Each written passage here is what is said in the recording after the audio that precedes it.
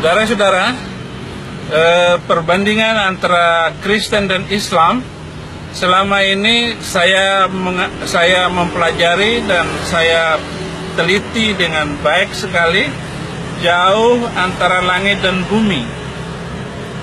Islam mengajarkan kekerasan, boleh membunuh manusia lain karena perbedaan keyakinan, dan satu-satunya agama di dunia ini yang boleh berperang hanya Islam. Waqtuluhum haitsu taqiftumuhum wakhrujuhum min haitsu akhrajakum. Bunuhlah mereka di mana saja kamu jumpai mereka. Di ayat yang lain, surat At-Taubah ayat 29, qatilul ladzina la yu'minuna billahi wa bil yaumil akhir. Bunuhlah mereka yang tidak beriman kepada Allah dan Rasul. Mereka tidak beriman kepada hari kemudian. Mereka tidak beragama dengan agama Islam, tidak mengharamkan apa yang diharamkan oleh Allah dan Rasul, yaitu mereka yang diberi Alkitab. Ayat ini jelas sekali menyuruh membunuh manusia yang telah diberi Alkitab, yaitu orang Yahudi dan orang Kristen. Maka itu sebabnya di negara-negara mayoritas Muslim, gereja saja susah dibangun. Kenapa? Karena ajaran yang begitu mengerikan. Tidak ada. Sementara Yesus mengajarkan begini, Matius 5 ayat 44, kasihilah musuhmu dan berdoalah untuk orang yang menganiaya kamu. Di satu sisi boleh membunuh manusia lain karena perbedaan keyakinan, tetapi Yesus mengajarkan kasihlah musuhmu dan berdoalah untuk orang yang menganiaya kamu. Ini luar biasa, saudara-saudara. Di sana banyak orang susah untuk membangun gereja, tetapi di tempat lain orang boleh melakukan apa saja, maksiat dan sebagainya. Maksiat diberi, tetapi orang beribadah kepada Tuhan dilarang. Itu perbedaan-perbedaan. Apalagi di dalam Alkitab dengan Al-Quran itu beda jauh sekali. Misalnya, Ibu Yesus Kristus dalam Al-Quran itu adalah Maryam, saudara Harun, kakaknya Musa. Bagaimana mungkin Al-Quran mengatakan seperti itu? Tidak ada cerita di dalam Alkitab bahwa Maryam, ibu Yesus adalah saudara Harun, anak dari turunan Imron. Tidak ada. Maryam tidak punya saudara laki-laki. Tidak ada. Inilah sebabnya saya katakan bahwa Al-Quran ini bukan firman Tuhan. Bukan firman Tuhan. Jadi karangan dari Nabi Muhammad. Belum lagi kalau kita memperhatikan ayat-ayat yang berkaitan dengan perkawinan Nabi.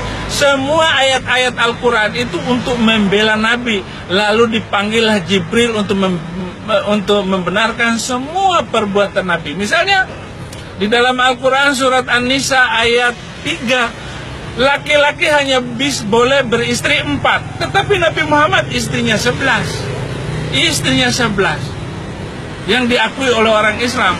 Yang saya baca dalam kitab Al-Halabiyah, itu istrinya 23 orang. Jadi beda jauh semuanya ini. Nah, kalau ayat-ayat itu semuanya membenarkan perbuatan Nabi. Bagaimana Nabi menikah dengan Zainab binti Jahsy, menantunya sendiri, yaitu istri dari Zaid bin Haritha. Zaid bin Haritha, dia menikah dengan menantunya itu tanpa masa idah. Jadi tidak ada idah. Begitu diceraikan langsung menikah. Dalam ajaran Islam, laki-laki yang mengawini istri seseorang itu ada arba'a ruku, arba'a quru, 4 kali haid. Tetapi tanpa haid, itu dilewati semua, dilanggar semua. Muhammad menikah juga pada bulan haji, padahal dilarang menikah pada bulan haji. Larangan keras, tidak sah haji seseorang kalau melakukan perkawinan, menikah pada bulan haji. Tapi semuanya dilanggar apa yang diajarkannya itu.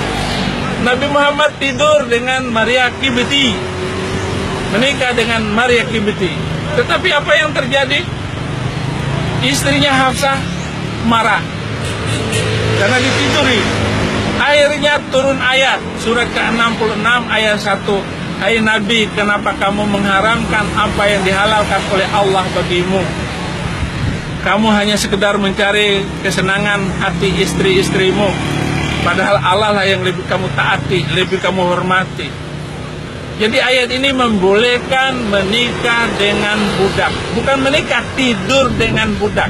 Maka TKW yang dikirim ke Arab Saudi itu banyak yang hamil.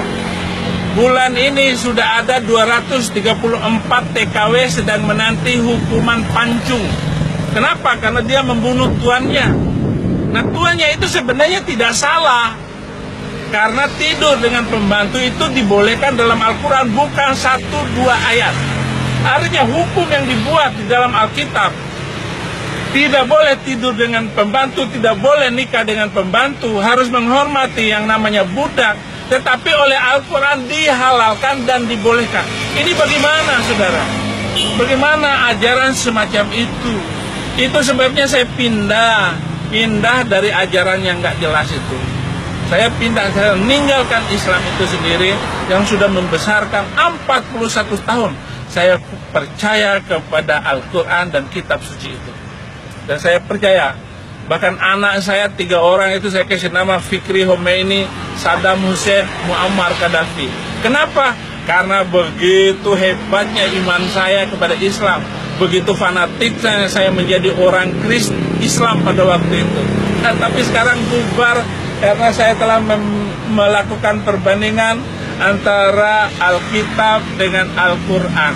Nah, buku yang sedang Anda baca ini adalah buku di mana perbandingan yang jelas dan hukum yang jelas, aturan yang jelas, jelas semuanya bahwa Alkitab itu adalah terang Tuhan, terang yang menerangkan, berkat yang memberkati. Itulah yang saya nikmati selama ini. Dan saudara-saudara, kalau saudara membaca lagi buku ini, maka saya percayakan iman saudara. Saudara bisa baca, saudara bisa telaah lagi debat saya dengan kiai-kiai itu. Anda bisa baca lagi dan lihat notasi-notasi Alkitab yang saya tunjukkan dan notasi-notasi Al-Quran yang saya tunjukkan kepada saudara. Saudara bisa menilai sendiri, ambil keputusan sendiri. Karena kebenaran itu hanya satu, tidak mendua. Dan orang Islam, nenek moyang saya melarang saya baca Alkitab. Ternyata setelah saya baca Alkitab, saya terima Yesus menjadi orang Kristen. Saya percaya kalau semua orang Islam membaca Alkitab, mereka pasti memilih kebenaran, pasti memilih Yesus sebagai Tuhan dan Juru Selamat.